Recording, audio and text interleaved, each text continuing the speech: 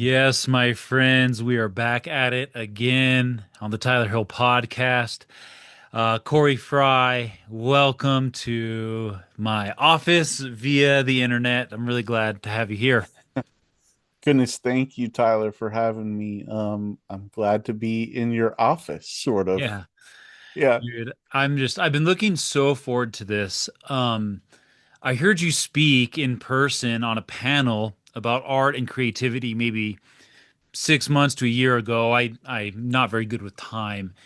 And it's occupied my mind more than once since then. And just the way you spoke about your life, about the divine, it just moved me. And there was a piece of it, bro, that I was like, I hope I can articulate my experiences with this gentleness and beauty and depth. And so to have a chance to have a conversation with you like this just means the world. Um, I admire you, and I only know you so much so far, but it really moved me, and I don't say that lightly, and so I feel so excited and honored to be with you today. Oh, that's very kind of you. Thank you, Yeah. Tyler. Before we get into all the good stuff, though, Yeah. um, we are more than what we make. We're more than what we do and what we can teach and what we know. Tell me, bro, if you had just say a couple $100, you had a free weekend to do whatever you want. You got to just be freely and fully yourself. What are you doing with a weekend? What makes you just come a little bit alive when you get to have some time to yourself? Help us get to know you in that way a little bit. Yeah. Well, the answer to that might be a little complicated because I'm gonna say two different things, and I'm trying to figure out how those things can interweave in my life right now. Like I'm in the process of figuring that out more and more. And so that is that I'm a father. I have two kids. I have a 10-year-old daughter and a 4-year-old son, and I'm a husband. And so I'd love, if I have a free weekend, we're trying to figure out something fun to do together, Yes. going some kind of exploring some sort of adventure together. So Mm. that's one thing. The other thing is like I I just I find so much joy in the process of making things, whatever the outcome of that is. And so there's a great appeal for me to get alone in solitude and do some writing or make something. Yes. And so those, the solitude part and then like the familial part are those are things that I think I'm I'm working out the rhythm of in my life, and that changes seasonally. And so I would probably, have a couple of $100 and I've got some time to spare. I would be fighting within myself about which of those two avenues to take. Yeah. I love that. What's some of those childlike adventures you go on with the kids? So we live in Maryland, and like for instance, recently we went to closer to like the Shenandoah Valley area in the Appalachian Mountains in Virginia. It's about 2 hours away. Like we live in the Appalachian Mountains here, but we traveled about 2 hours away to go to Luray Caverns, which is one of the biggest cavern areas in I think the whole East Coast, and it's spectacular. So we, spent a day going there with even my mom and dad and my kids and my some of my nieces, and just went exploring in the caverns. And so that was one thing. Just taking a hike in the mountains is another thing. Going to a lake or I don't know any of those things. Yeah, I love Yeah, that. So I know you're figuring it out as you've done sure. your best up to this point. Because I mean, honestly, I'll ask for myself. Yeah, I also love solitude, and I could spend days in a city all by myself, sure. you know. And yet I love the people. I love my kids. How do you how do you make that decision? How are you go about, even if it changes month to month, what goes into making that decision? Like, this is what I need. This is what the family needs. This is what we all need together. How do you wisely engage like tough decisions like that? Yeah. I Goodness, I don't know that anything that I've done so far I would call wisely, but I hope that I'm moving in that direction. And one of the ways that I think I've thought about it was, you'll hear people say things like, we're not interested in balance. You got to find rhythm, not balance, and Mhm. that sort of thing, because of if you put it just doesn't make a whole lot of logical sense to put the same amount of something on each side of the scale in order to balance it. But rhythm is different, and I'm a drummer as well, and so rhythm has there's some specificity with rhythm that means sometimes you have syncopated rhythm that doesn't necessarily follow like the cadence of the song, and sometimes you have rhythms that you're holding down the groove for the entirety of the song. And so there's I guess what I'm getting at is there's a lot of allowance within talking more about rhythm than in the ways that we're kind of used to passing the word rhythm by. And so and so that's helpful because our lives are seasonal and cyclical. And so what's the right rhythm for right now might not be the right rhythm for a month from now. Yes. And so coming up with I think we back ourselves into a corner when we set like a standardized rule. Um, Unless we have like really solid foresight and discernment, we can back ourselves into a corner when we set a standardized rule for what our lives should look like. So, um, Hmm. now I've said all that, but then now I'm going to back up and I'm going to contradict myself a little bit. And Love it. that's that the one of the ways that I found like a cadence or like maybe that groove, a solid rhythm, is that I have a full-time job and have a family. And so in order to steal away and to have the solitude, and in order to make things, I wake up really early to do so. And I've set that kind of as a I've set that as somewhat of a rule for my life. Now that ebbs and flows depending on whether or not, my body can handle getting just a couple hours of sleep and all of those things. So that was a very complicated way of answering your question, Tyler. Yeah, but it is helpful. You know that rhythm is not just like okay, we don't want balance, we want rhythm, but then we treat rhythm like balance when really Totally. rhythm can be so incredibly diverse Yeah. and rhythm can teeter back and forth and that's okay and that still is rhythmic at its Right. soul. Yes. That's Yes. a much more succinct and better Mm. way of saying it than I've said it. Um, oh, that makes me want to kind of jump to talking about art already. Sure. I've got so many questions I want to ask you. Yeah. Yeah.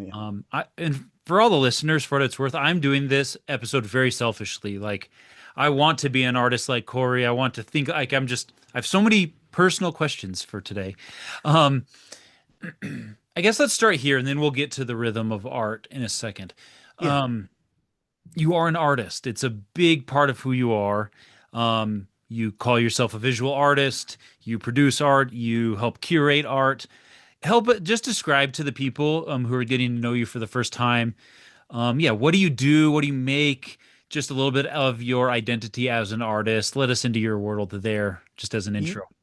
sure. Yeah. The word being an artist and creativity, more generally, is pretty spread out for me. So like writing has become more important as in this season, um for me in kind of a surprising way. So I've been writing a lot, but also and that looks like poetry quite a bit for me. But also some fiction and prose poetry stuff. But I'm a visual artist as well. So I keep a painting practice. I'm an oil painter. and I, exhibit kind of regionally, um, and I'm trying to exhibit a little further out, maybe more nationally rather than just regionally. But I keep a painting practice, and like I have an exhibition coming up in March. So it the reason why that's worth mentioning is the deadline of that helps kind of keep me moving. And so I've got to make some work for that. I do some sculptural work as well, which is they're kind of, to simplify it, there are two kinds of sculpture. There's additive and subtractive. So subtractive would be carving, and I'm not much of a carver, so I'm more of an additive builder. Like I make things with wood and plaster, do some mold making and plaster casting, fabric, and goodness, yeah. So that's a bit of like my personal creative endeavors. Um, so yeah, Yeah. How, okay, so, and just to kind of help people get more into the world, is art your full-time job, or do you collide that with other work as well in order to produce and manifest the art that comes from within you? yeah. So there's some dovetailing happening. Yeah. I work as the exhibitions manager at an art center here in our city of Frederick. So we're not a museum. We don't have like a permanent collection of artwork, but we're an art center in that we have 5 gallery spaces that we have a ton of classes each quarter. Um, Exhibitions that turn over. So I'm in charge of all the exhibitions there in our 5 gallery spaces. So that that collides with my creative practice quite a bit, and there is some dovetailing. It it can sound more romantic than maybe it is. I love my job, but it is like 85 to 90% admin, which isn't necessarily my strong suit. And so, but it at least has me in our local art scene, like getting to know artists, serving them to the best of my ability. And so that's my full-time gig. So as you, and that leads me back into rhythm and Yeah. practice. Hmm. You said I have a painting practice, and you very intentionally, I'm sure, use that word. Could you let us into like what does that mean? You have exhibitions, you've sold pieces, you work in a gallery. There's a professional nature to what you do. Um, Help me understand, what does that mean to practice? What role does like the rhythm of like constant creation play? Especially in juxtaposition of like this world where we're told we always got to put content out, we've always got to do more and make more and be more. And yet Yeah. you have these Rick Rubins or, Seth Godin's saying, practice, ship work, write a Yeah. blog every day. It's vital that you make. What does that look like? How important is that? Stephen King, I watched a vlog the other day and they're like, how did you write so many books? And he's like, I write for 3 hours every day. Like that's how. It's not that Yeah. complicated. What role does practice play? How does that look as a lifelong committed artist? Yeah, that's great. Well, I've when I say practice, I do mean something specific by that. I've there's a good distinction to make, and that is artists, it's helpful most of the time to live by like the iceberg principle. Ernest Hemingway talked a little bit about this too, that um 80% of 80% of what you make doesn't necessarily need to be seen, but it informs the 20% of the work that is above the surface that may be seen. Mm. And so artists really need to make a decision about what the social life of their work should or could be. And I've made a pretty distinct choice in my life that at some point I could have said like I'm going to chase being a full-time artist, and and that could have played out in a couple of ways. Like full-time artists who are showing in galleries, there's a very, very small percentage of those people. Mhm. Most of them are supplementing their income by some other means. And but then there's artists that are making like commercial work. They're making work for to be sold. And these aren't statements of hierarchy. None of these are more creative than others, but I did make a distinct decision that i knew that i wanted to make I knew that I wanted to make like whatever I wanted to make, and I didn't want to have to consider whether or not I didn't want to have to consider the audience per se, Mhm. to the extent that I was making a product for sale. And Mhm. so I kind of made a decision that I'm going to have to work a job other than being a full-time artist, unless at some point I like get lucky Mhm. and start selling my work like crazy, which is it really would be lucky kind of. And so when I say practice, to go back to your actual question, Mhm.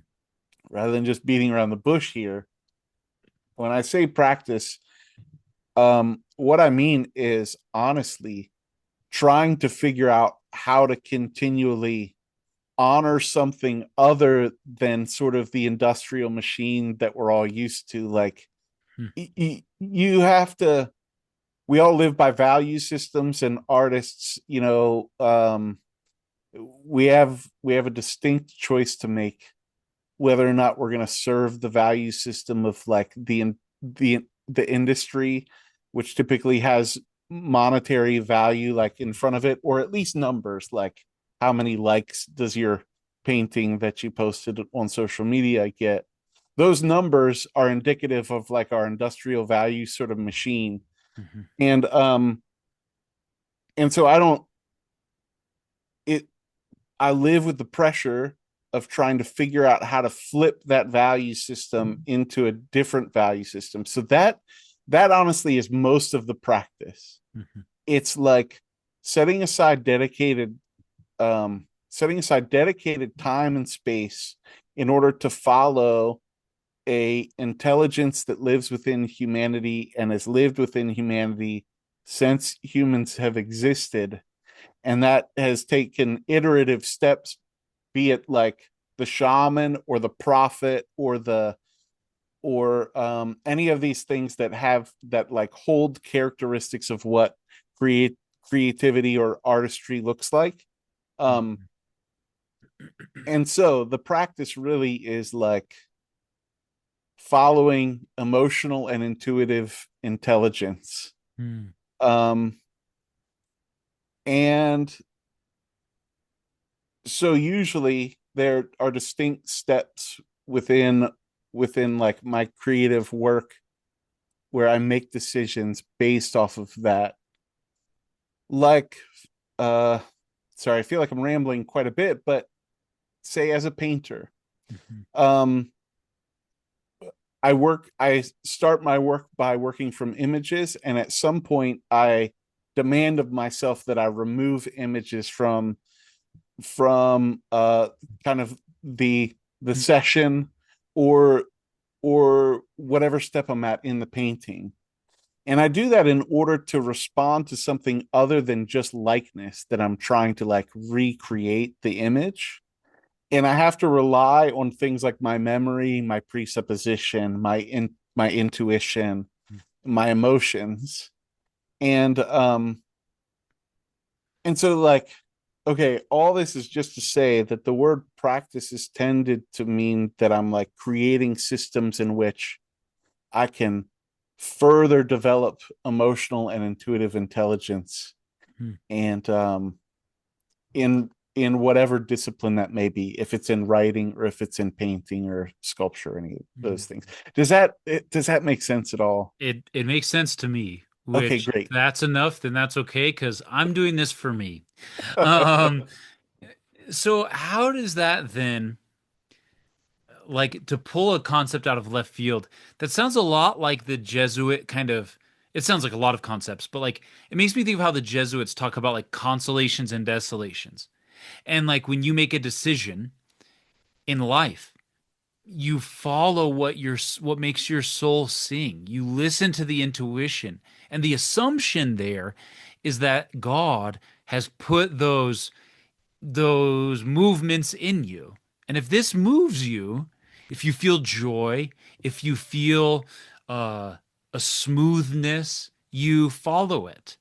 But it takes practice to learn what that feels like, to come into touch with it. And what I'm hearing from you is saying, okay, there's something that speaks inside of me. And the practice is learning to recognize the tone and the frequency of that voice in order to make manifest whatever is inside of me that's to be spilled out. There's the voice of the gremlins and the ego and the world and all these things that say, do it like this or else. Yeah. And then there's a still small voice of beauty, of goodness. And the practice is learning how to listen to that voice. Yeah, that's wonderfully said. And I've actually, in a very practical way, as an oil painter, it translates into that, because oil painting is a slow process, Mm-hmm. and the way that I paint is very conversational between me and the material, and so like there's a lot of like sessions in a painting where I'm working, and then there's also a lot of sessions where I'm just sitting and looking at what I've done before in order to respond to it. And so there is this thing, yeah, there is this sense of developing a trust of your own sensibility, and that can be, I'm trying to decide if, like, that's been, let me just say, that's been really challenging for me, um mostly because of the background that I grew up in like evangelical Christianity, that tells you like you shouldn't trust anything about yourself, Mm-hmm. and so um there has been this sense that like, um well, I'll say it this way, maybe. um I was I was told my whole life that the standard of like my life was to be lived on the basis of relationship with the divine. Mm-hmm. But no one ever took the time to say like, if you're relating to something, um you have to ask the question like, how do you relate to that, and how does it relate to you? And those parameters, how that works, falls within the confines of your sensibility. Mm-hmm. And so um it's worth thinking about, like, if you come alive because you've got clay in your finger, like underneath your fingernails, Mm-hmm. there's information there about how you relate to God and how God relates to you. And you can trust that, like, you actually can fall back and kind of relax or lean into it, or allow that to build the right kind of tension where you're continuing to do it over and over again. And so that is to say that yes, there is a conversational nature toward like making these things, where it's like, um often I feel half, or maybe even less, I feel kind of responsible for the things that I make, but also I don't entirely know where a lot of it comes from. And that could be because of the, um the idea of inspiration is like it's artists have always talked about creativity on relational levels. So the muse is like a anthropomorphized understanding of inspiration. So inspiration collaborates with the practice, or like the work that I've done, and it creates this third thing, which is the work in some ways. Yes. um but yeah, so there is the sense of kind of responding, relational, it's a relational reciprocity Mm-hmm. deep within that culminates in the work, is how I Mm-hmm. feel about it.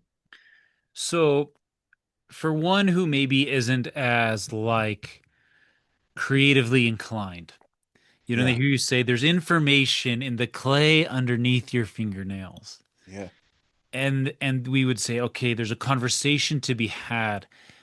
If somebody was to ask you, Corey, that sounds like just chaotic nonsense. sure. How does one actually have a conversation or find God in the clay in their fingernails? Like where does that come from? Do you just, yeah, like how would you tell someone who says, I just, I like numbers, I do math, like whatever they find themselves doing, of course, there's going to be information there as well. Sure. But like, yeah, how does somebody glean the information from the clay underneath their fingernails? Yeah. Um, well, practice is one way of doing it. Um, you you kind of have to know what you're up against. Like there's a reason why that feels like nonsense. Hmm. And I know that it does. Mhm. But the reason that it feels like nonsense is because we're more used to like the modern waters that we're swimming through. Like that way of thinking about the world is actually an ancient way of thinking about the world. This intuitive response, an emotional response. It's not that, and the problem is that we've ramped up something else. Ian McGilchrist talks about this all the time in his new book, The Matter with Things. He's talking about like we've been duped into believing that rational, logical thinking is the primary way of being, and everything else needs to fall under the categories of that. And he's like a neuroscientist, and he's saying the things that, like, if you look at the things that Ian McGilchrist is saying now, and you read like Raina Maria Rilke, Mm. you'll see that McGilchrist is echoing things that Rilke said 100 or more years ago, and Rilke saying things that are echoing things that the desert fathers and mothers have probably said centuries and centuries ago. And so there's this ancient way of developing an understanding in the world. And what McGilchrist will say is like what we're coming to understand in the science world, it's like catching up with the rest of things. Yes. What we're coming to understand is that relational engagement with the world is actually primary, and everything else falls underneath of it, even rational intuitive intelligence. Now, that doesn't, the danger in talking about these things is like, it's not that I'm a, it's not that I'm interested in going all the way back and eliminating the benefits of our modern world.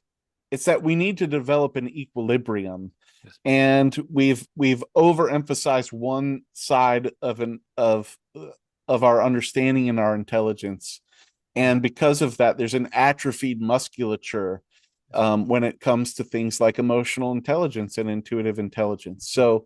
Um, so practically, that's like I went through a season when I first went back to art school. I went through a season where I knew that the pressure was going to be that I made things for people to see and I wanted people to like them.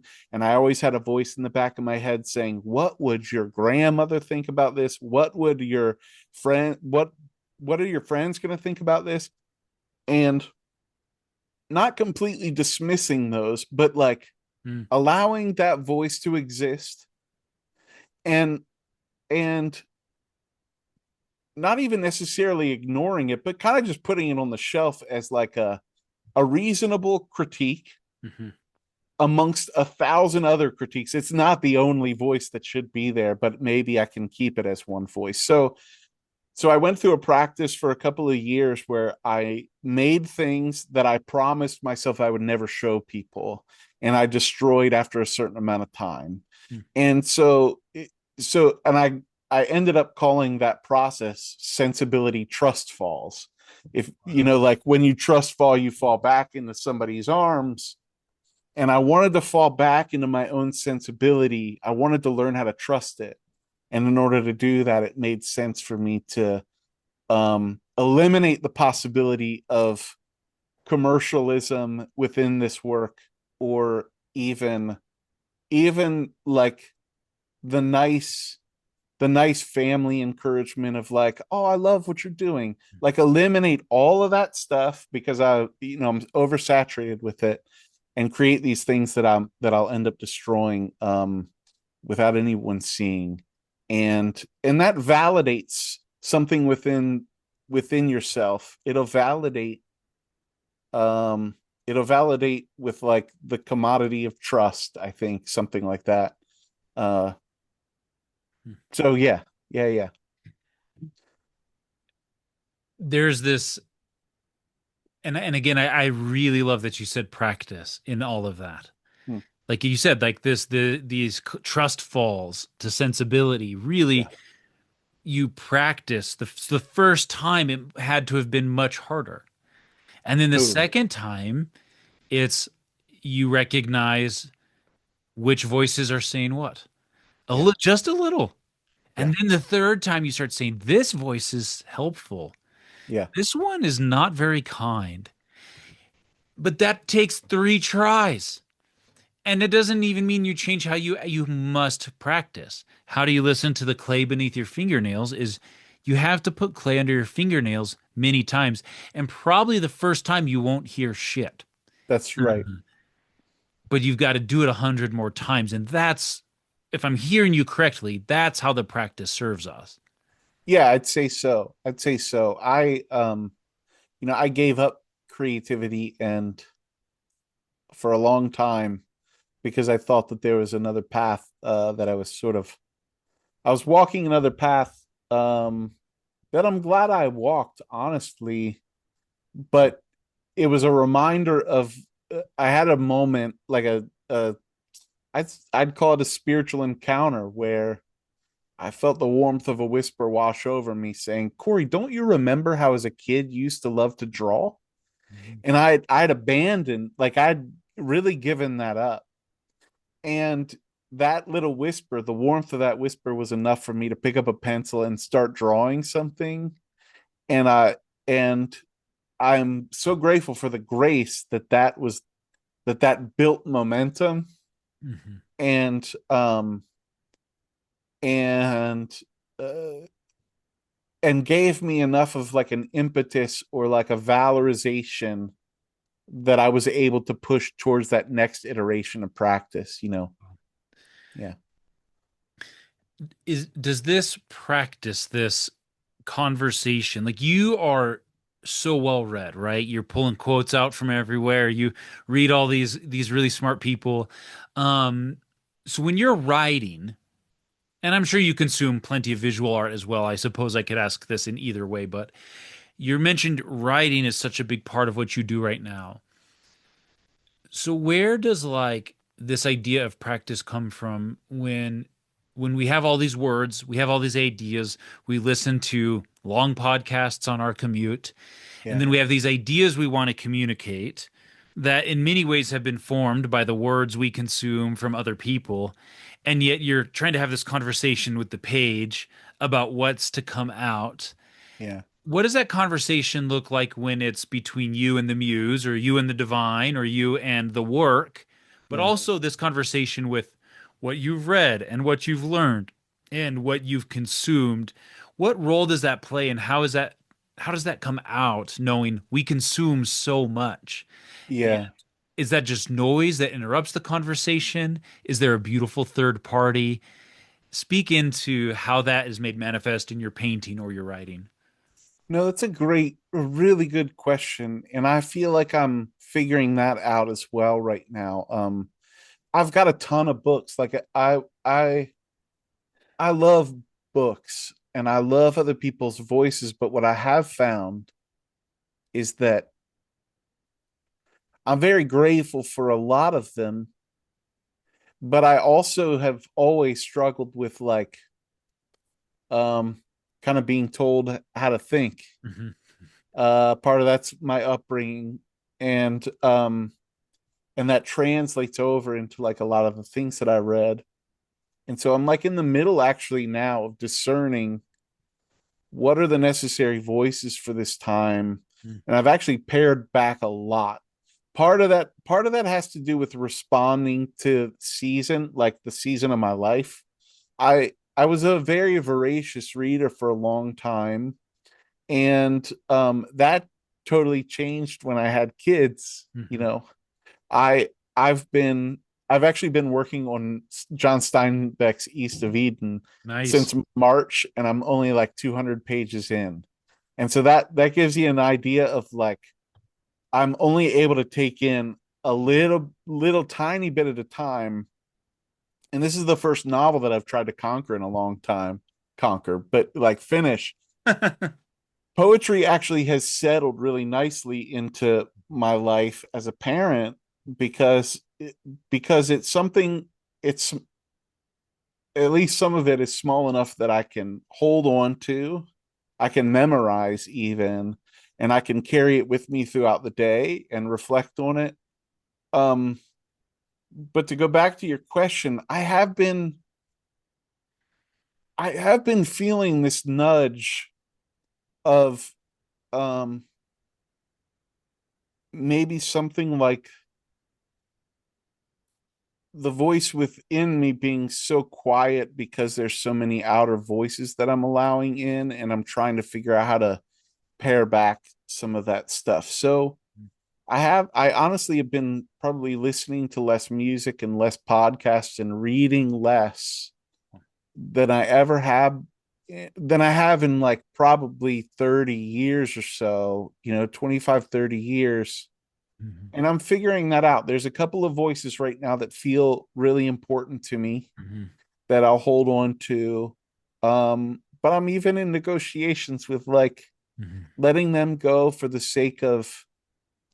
um for the sake of finding some kind of voice within. Now I'm under no delusions about this. Like, and the other thing is that there's a great grace in this because I don't believe in the isolated individual. I believe that we are made up of relational engagement with everything. Like I'm in relationship with, it's the I thou principle that Martin Buber talks about, like that you can have transactional relationships, but or you can have I thou relationships. Mhm. And I'm trying to figure out those I thou relationships, where there's like a reciprocal nature going on between what I'm reading and what I'm putting out.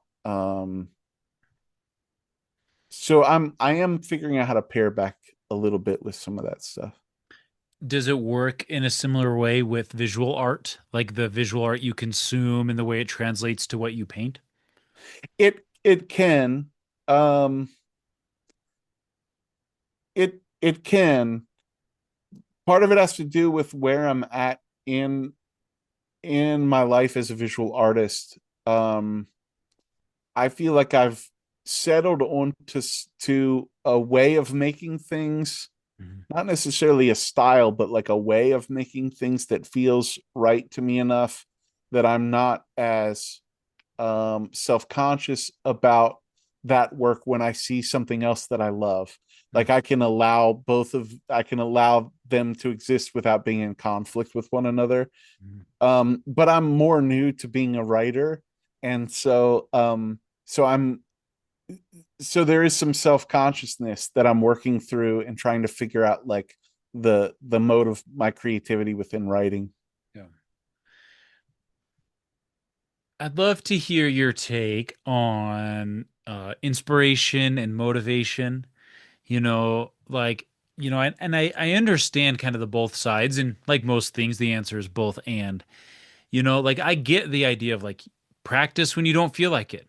Wake up Yeah. and paint, wake up and write, and yet I personally do flow with these big waves of motivation. And Yeah. it's like, and in fact, I know it is kind of an equation. It's like if I watch this guy's vlog for a few days, I'm gonna want to go do my stuff. Or if Yeah. I listen to this podcast, it usually gets me going again. And I do find myself sort of like, I've got a couple different energy drinks out there that fuel my creativity. Yeah, That if I just made a habit of consuming it, usually I keep going. And yet, yeah. to just I also get that just be disciplined and don't marry yourself to motivation. What would your advice be? What's your take on motivation, inspiration, and how that impacts maybe creative pursuits? Yeah, I'll probably end up talking out of both sides of my mouth with this because I just as did, so it's all good. well, as a poet, um I don't know where poetry comes from and I don't know when it's coming. And so I feel a little bit more at the mercy of something other than myself for poetry. Mhm. Um Now that doesn't mean that I'm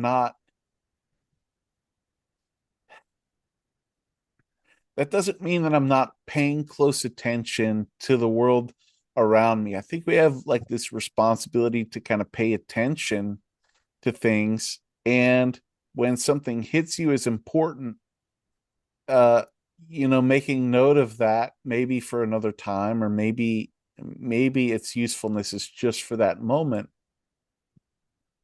But I do feel like inspiration is one of these, it is a reciprocal relationship. um And so sometimes inspiration means that you're receiving inspiration, and sometimes it means that you're just giving. And I mean, I even think that way about God, in as far as like the word inspiration, and in Latin, it spire is spirit. There's pneuma, it's breath, it's wind. That all these things are related when it comes to inspiration. Well, the thing about breath is that it's reciprocal. You both give and receive it. And and I actually think that we receive wonder, but I actually think that we also give wonder. I think that we fill the heart of God with wonder. And and so there is this thing where Jesus, you know there is this thing where Jesus looks up here and he says, "Who? All these people are saying all this stuff about who I am, but who do you say that I am?" And we want to just take that as a life lesson and say, "Oh, Jesus is just teaching him something." But on another side of things, it's a friend looking at a friend saying, like, "I wonder what you think about me." And Peter says it, and he says, "Ah, the Spirit has revealed that to you." So I do feel this sense that we give it, we receive inspiration, but there's also the possibility of giving it. Mhm. and and there is quite a bit of like the inspiration is for amateurs thing that Chuck Close talks about, like, you just need to sort of get to work. I feel that too. um I do feel that. uh so you can see that I'm hesitating here. I don't know that Mhm. I have anything solid to say about it. Yeah. Mm. Um, Yeah. Other than often it's like, well, I'm gonna sit and I'm gonna think and I'm gonna read a little bit, or I'm just gonna start writing, and I'm gonna follow the rabbit trails that kind of come as a result. Mhm. And I can hang on to that and sort of learn how to trust that. Yes. And so I don't know that that was helpful at all to your question. Yeah. So do But you mentioned like you wake up early to create. yeah, So you wake up at 5 and the conversation has gone mute. yeah, The canvas isn't talking back. The sculpture has shut up for the morning. The sculpture didn't show up for work. yeah. Do you just go back to bed? If the Um, inspiration's not there, there's no breath in the room. Do you just go to bed? What do you do?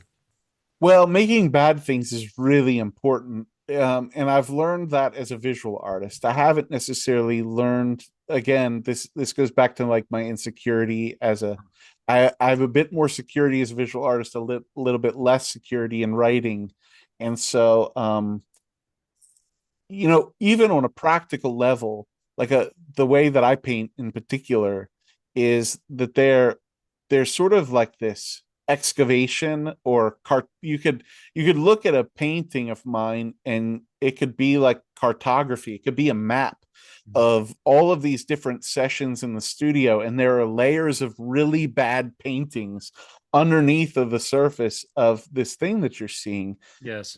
And and if you're willing to have a reciprocal relationship with that work or the material, then you can say like, well, all right, today was a terrible session of painting, Yeah. but I can go back into this and I can actually respond to some of the terrible stuff that I did, and it can develop the right kind of tension or the Mhm. right kind of friction.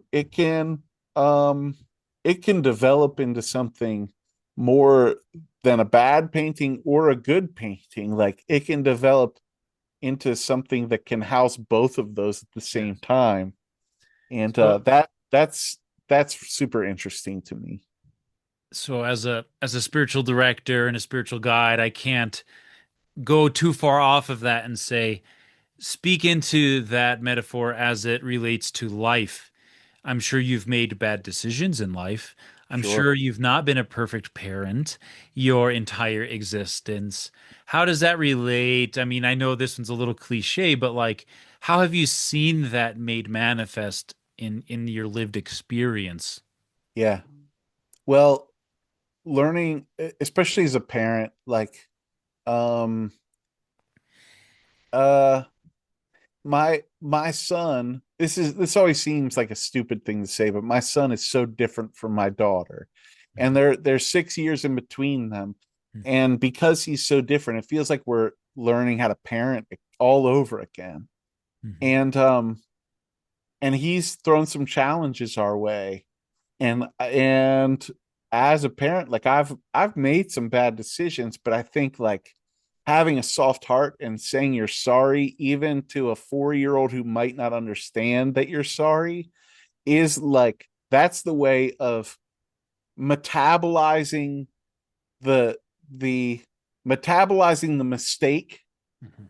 into further growth. It's Mhm. like it could, maybe you could think about it on an agricultural model. Like we are organic life requires both growth and decay at all times. Mhm. So something in you is living and something in you is dying right now. And the the things that are decaying actually create nutrients. Like there's a there's the agricultural term furrowing the soil, where you actually you you plow the ground without planting any seeds.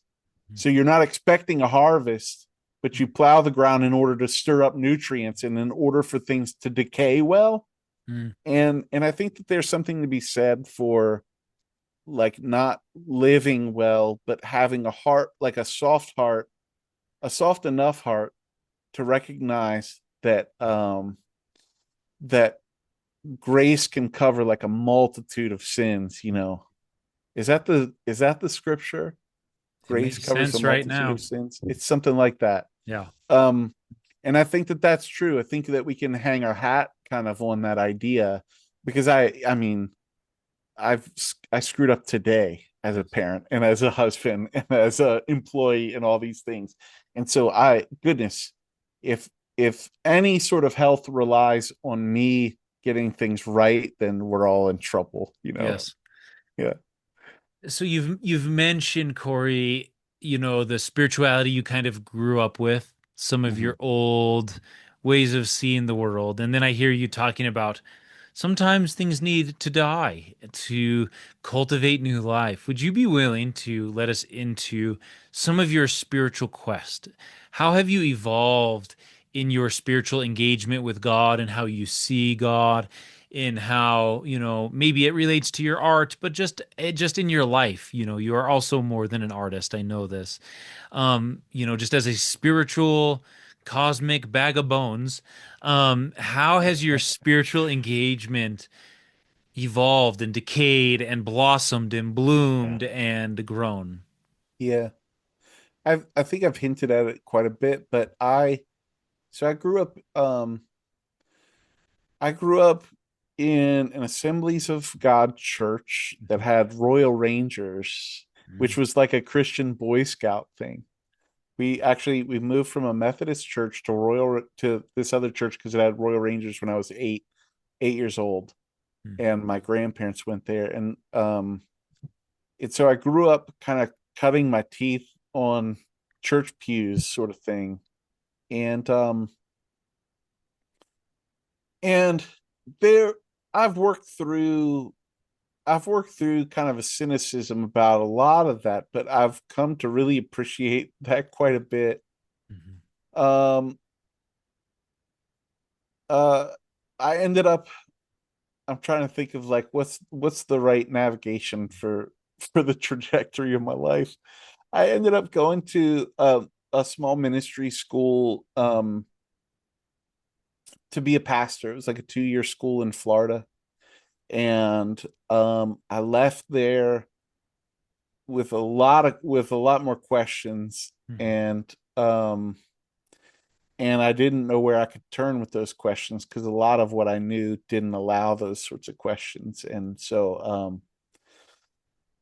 that's actually when I came back to to creativity. I moved back in with my parents after that time, and my parents had this great back porch that overlooks some beautiful woods area, and I'd wake up early in the morning and I'd sit out there, and that's when I felt the warmth of that whisper come over me. Corey, don't you remember how, as a kid, you loved drawing? And that was so important to me because it spoke to it spoke to something um, to back up a little bit. That the trajectory of I always hesitate a little bit here because I am really grateful for my upbringing, Yes. and when you start diving into like this, it can sound as if you're just trying to poke holes in it, Totally. and I I want to be careful of that because I am so grateful for it, and I've actually learned how to subsume some of what I grew up with and include it um and integrate it into my life. But um the thing about being an artist that was so important to me is the artists creatives tend to be more interested in questions than they are answers. Mhm. Like James Baldwin has this great quote where he says the purpose of art is to reveal the questions hidden by the answers. Mhm. To reveal the questions hidden by the answers. I love that quote. And that's rang so true for me. And so, growing up in a culture that didn't necessarily allow deep questioning, um, and look towards sameness rather than unity, like a diverse unity, Mhm. um, it became really important for me to have sort of an incubative stage of my life where Mhm. I had a lot of questions, and I wasn't looking for those questions to be resolved, but I was allowing them to sort of um, gestate something, like create something deeper in me. And so goodness, the rest of my life has kind of been in that direction, all the way to um all the way now to where I feel much more comfortable with questions than I do with answers sometimes. Mhm. And it's not that I don't think that there are answers, but it's that I do believe in a multivariate body of Christ. And some people probably have more answers than I do, and they're probably more comfortable there. And some people are probably like really uncomfortable with questions, and that's really okay too. Um, and now I work, now I do other work with artists other than my full-time job in like creative engagement and create the discussion between art and faith and creative engagement and faith and all that sort of thing. And so that's a brief Yeah. outline with not a whole lot of specifics within Yeah. it. Yeah.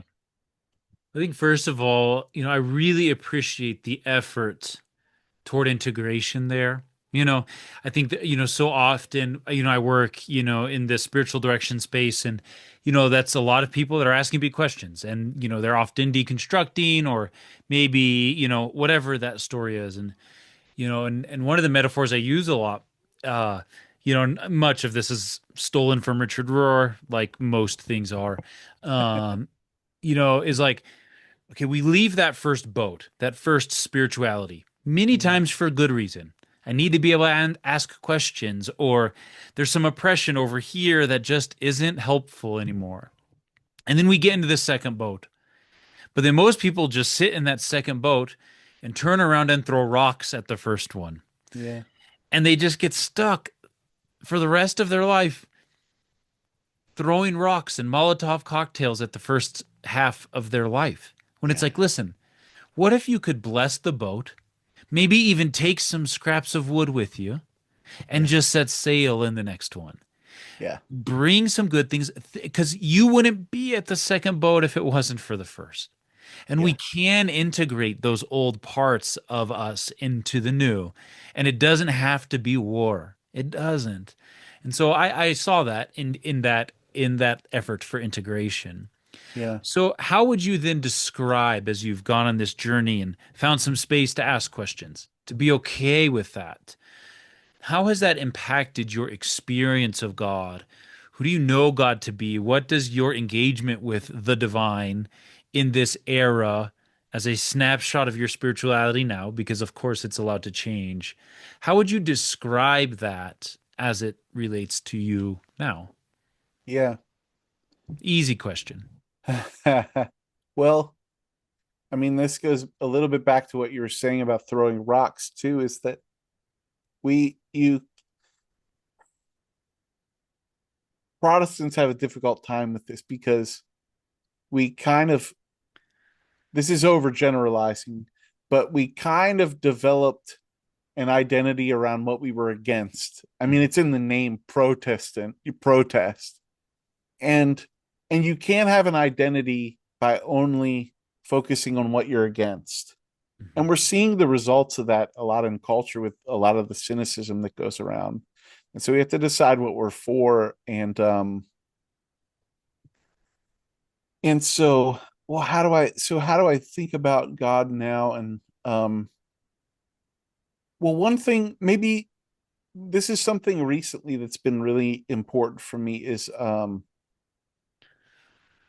had a lot of I've actually had, in part because of my upbringing, and for a lot of different reasons, not just because of the churches that I was a part of, but I always felt really guilty about my sensibility towards like strange things. I've always loved really strange music and really strange films, strange artwork, weird stuff. And I've always had this deep sense of longing. Mhm. And I've actually come to recognize those as great gifts. There's a really good book. I would encourage anybody to read it. It's by a Japanese um writer named Junichiro Tanizaki. He wrote this book. It's very small, called In Praise of Shadow. And um he talks about the difference between Eastern and Western cultures' penchant for light and shadow, and how, like, Western, I mean, it's built into the word enlightenment, but also, like, in our cathedrals, we were interested in how do we get as much light in through the clear story windows as possible. And he talks a lot about Japanese architecture and how they're actually interested in developing shadow and gradations of light toward shadow within their architecture, within the things that they handle, within like their crafts. Wow. Um, and it was a real eye opener, and a real it justified something within me Mhm. that helped me to deepen my understanding that, like, we're not just dealing with light and darkness as far as like good and evil, but shadow is a gradation of light. Mhm. And so looking at painters like Rembrandt's shadows are so full of light within like the dark hue that they feel like they're going to explode with light, and they're still shadow. And this book by Junichiro Tanizaki, like it just develops this way of understanding the gradation in all the way to that the first person that's mentioned to be filled with the Spirit in the Bible is Bezalel, who's a craftsman for the tabernacle in the wilderness after Egypt. And the word Bezalel, his name means in the shadow of the divine. And so Not the light. not the light. And it's not we'll try to tweak that and we'll say, oh well, the shadow just means in the protection of God. Well, maybe, but also maybe not. Hmm.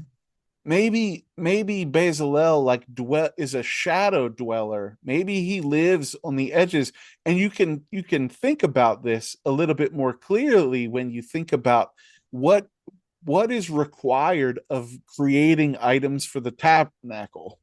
Well, first there's I feel like I'm way in left field as far as your question, but I'm just Let's going to keep go. running with this. Please. Um First there's smith work. Like you've got to work gold.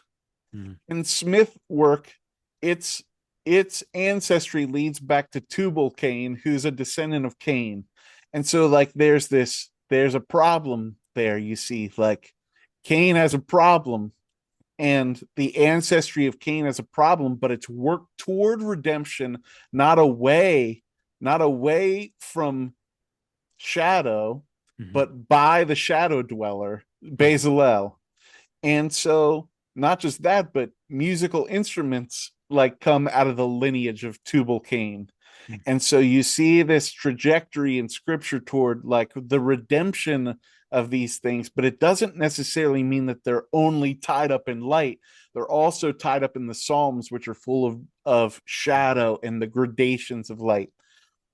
So not just that, but the rest of the work of Bezalel in the implementing of the tabernacle is there's all these layers of hides, animal hides and linen that have to cover the holy of holies. One of which is it's debatable whether it's manatee or badgers.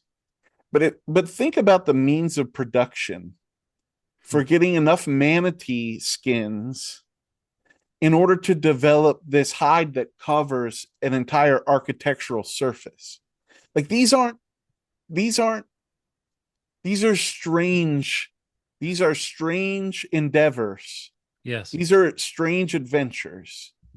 And so worked within this story is like this development of an idea of the gradations of shadow to all the way from animal hides to the glory of the holy of holies. But what is what is the glory of God come and descend between beasts like angels, these angelic beasts. We become too familiar with this idea of angels, but it's this idea that like God resides there. So, how does all that settle with like where I'm at in my relationship with God? It's that I've come to a great God is God has redeemed me from the guilt and the shame of the strange qualities within myself, but also the longing that I've felt my entire life in that God, and this is another conversation, but God isn't just agape,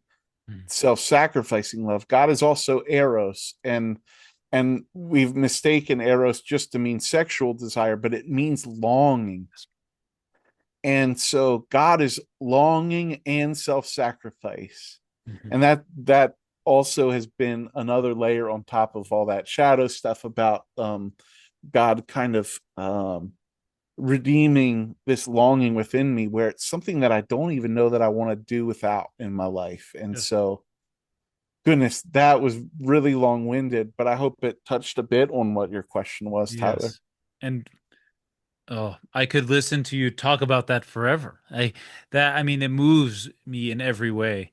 Mm. I can remember being a kid, and I have a film degree, and always feeling some sense of shame for being moved by Yeah. stuff. Yeah. And it made me want to cry, and I was interested and wondering, and even dude, like even stuff that wasn't necessarily creepy or weird or just, but Yeah. like I mean, I grew up very inspired by punk culture. Yeah. Yeah. And I grew up in a small mountain town. My dad was a pastor, and so I like one of, it's not a regret, but like I never, like I always say I was punk adjacent, because like I could never go to shows really.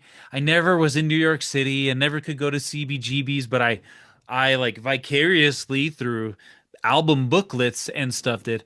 Yeah. But I also was a jock, and there was much of my life I Mm. spent playing baseball, and then I'd go read some punk zine in the back of the bus all by myself Yeah. in the shadows because of what I was interested in. Mm.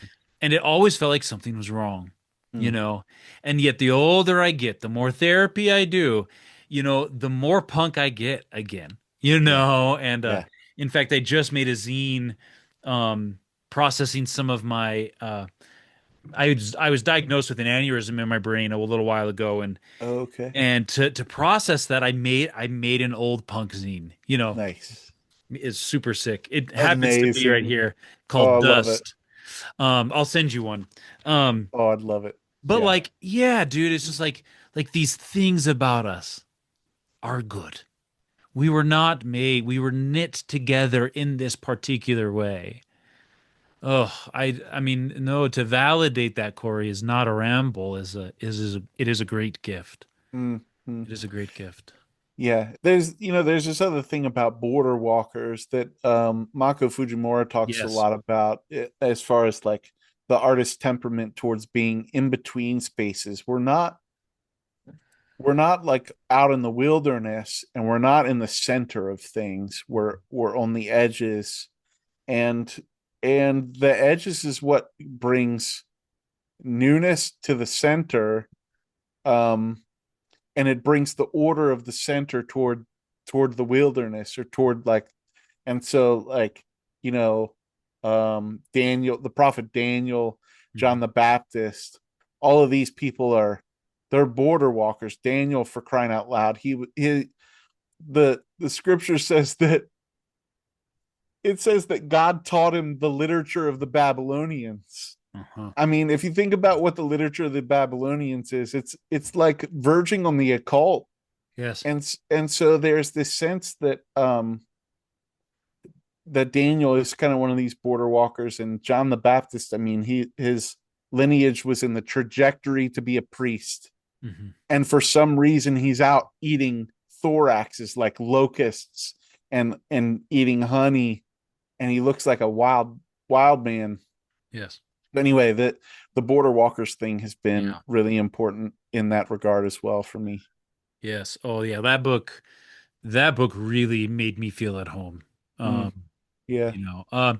So I don't want to take up too much more of your time. I know you got kids and you got to wake up early to do your practice. Um, you mentioned myth, talking Yeah. about myth. Um, talk about myth for a minute. Yeah. Well, yeah, this will bleed into a bit of what we've talked about. I think myth has become really important, and I don't know that I can talk about this as well as I would like. Hmm. But I'll work on it. I'll try it out. So like, the thing is we've reduced the word myth to just mean false. Like, oh, that's just a myth. Mhm. But mythic understanding is actually far deeper than that. It is myths and stories that we've held on to as humans for generation to generation.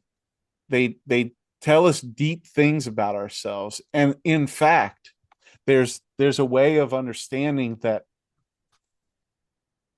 can hold myth as being more true than fact. Mhm. And we're such a fact driven, like, we're in the information age, right? So we love facts, we're very comfortable with them, but we can also be really deceived by facts. and myth gets to deep truth, and so there's a difference between truth and fact as well.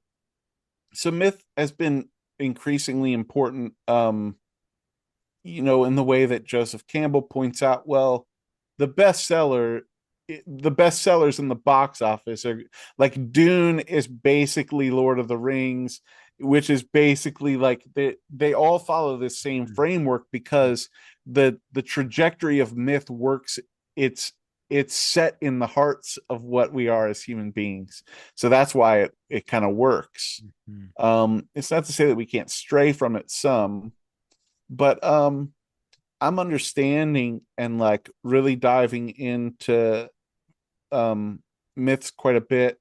Martin Shaw, who's a mythologist and like a storyteller, has become really important to me recently, been a really important voice in my life. And I've been studying quite a bit of stories kind of for some visual art exhibitions that I'm working toward. Like there's some Mongolian myths, and I've been really tied up in some Celtic mythology Mhm. quite a bit. And yeah, so it's just that there's the possibility of them telling us deeper truths than fact.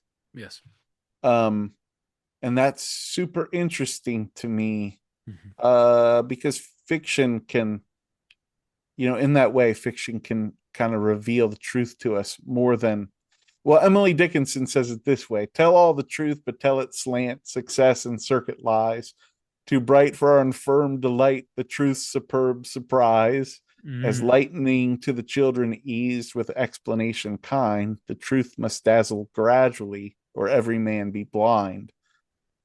And so that tell all the truth, but tell it slant is the right way of thinking about like mythic understanding, I think. Yeah. So with that being said, looking for the deeper things, even beyond fact, Mm-hmm. which obviously would point us to God. The degree to which we understand God only makes God that big.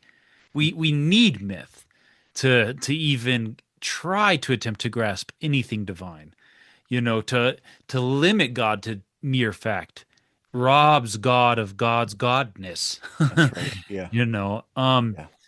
so that being said, you mentioning needing the permission to ask questions, and that sends you on kind of this more expansive, deep journey of your spirituality.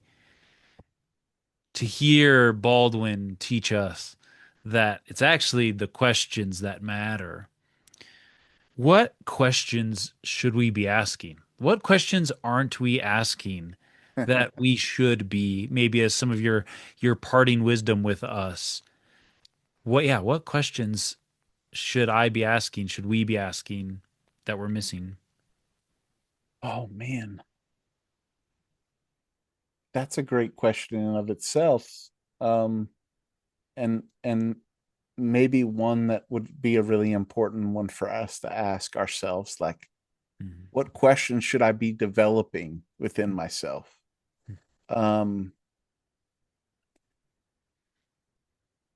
yeah, I think that we're kind of oversaturated with a way of thinking about the world that like we're we're inundated with all the big problems. Like Mhm. we see all the big problems of our ecology and our politics and all of these other things. And it's not necessarily big answers that are going to like, or even big questions that are going to get at addressing or like chipping away at those things. It's Mhm. small questions. And so I think like, well, maybe here's one. Um, Poetry is kind of a question Mhm. because what it does is it disrupts something that we take for granted or we think we know. So like we use language all day long, but poetry will show you that you don't really know what language can do. And it utilizes disruption as a tool. Mhm. So there's a great poem by Gertrude Stein called "Let Us Describe," and I've had a relationship with this poem for probably like 7 years or so, but every time I come to it, still I'm so confused. Hmm. And this disrupts necessarily. It says like, you think you know what language can do, but I'm gonna I'm going to show you how strange language can be, or some of the layers that you're forgetting about with Hmm. language. Hmm. And visual art does the same thing. It says, like, well, first of all, if you hold your hand out and you look at your Hmm. fingernail, Hmm. that's about as much as you can actually see in focus. Hmm. But the other problem is that what you take in through your eyes, you really only process about, like, it's something like 10 or maybe 25% of the information that comes in through your eyes. Hmm. The rest of that is filled in with memory and presupposition. Hmm.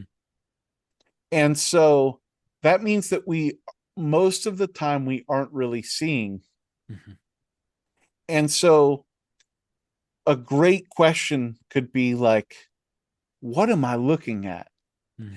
And if you ever draw a still life or try to paint a still life, just objects, everyday objects on a table, you'll realize that you don't actually know how to see well. And if you start reading poetry, you'll actually realize that'll be the right kind of question, where it'll be like, I don't even know what Hmm. is possible within language. I don't know the ramifications and like the varying layers of complexity that language can have. And so maybe a good question is like, how do I see well? And what's my relationship to language? These small questions that we take for granted, I think, are really good questions Yes. maybe to start with. Hmm. One more quick question. If Yeah. poetry can help us see well, where would you suggest we start reading poetry for someone who maybe is not familiar with reading some good poems? Where would you guide someone to start their poetic journey? Yeah. Well, there are some really accessible poets that are good. Mhm. Um, Mary Oliver and Billy Collins are like great poets that are accessible, but the the problem that I foresee with those, for people that are trying to get an introduction into poetry, is they're not strange enough. Mhm. And so they don't do that job of disrupting what language can do. We just sort of read it, subsume it, metabolize it, and it's out of our system. It's like it's like, I don't mean this as pejoratively as it sounds, but it's like fast food poetry, sort of. Yeah. And so you need, what we really need is something that challenges us. And so, like, a a great place to start would be something that we don't understand. So Robert Bly is a great poet. A.R. Ammons is fantastic. Emily Dickinson is one of my heroes, by golly. And Mhm. Alice Oswald is a great one. Ted Hughes has become like so important to me in the last couple of years. William Carlos Williams, Raina Maria Rilke. Mhm. I mean, if if you the Book of Hours, Raina, I have not owned a copy of that until this past year, and I've been very, very slowly working through it. But Rilke, he'll challenge you necessarily, not just with what language can do, but the possibilities of spirituality. And Mhm. so those are I love it. a few names. Thank you. Yeah. Corey, where can people find you or find their work or pay attention to some of the stuff that you do in this world? Yeah, so I have a website with visual art on it. It's coreysfrey.com. So CoreySFrey.com. And there's links there as well. I do have a Substack that I've been writing some essays and some prose poetry and other poetry, and recording audio for people that are commuting and want to listen to something. That My Substack is called A Brusque Night's Crisp Morning. If I could rename it, I probably would, because that's so hard to say. A Brusque Night's Crisp Morning. So you can find me there too. Great. I, of course, will link all that below. Corey, I cannot wait to do this again. I can't wait to see you in real life again someday. Yes, yeah. And yeah, it just has been such a gift. I was really looking forward to this, and it really blessed me. So thank you for your time and energy and questions and story and all of it. What a blessing you are. Thank you so much, Tyler. It's really good to talk to you. I can't wait till I can see you again in Yeah. person. Yeah. Thanks, bro.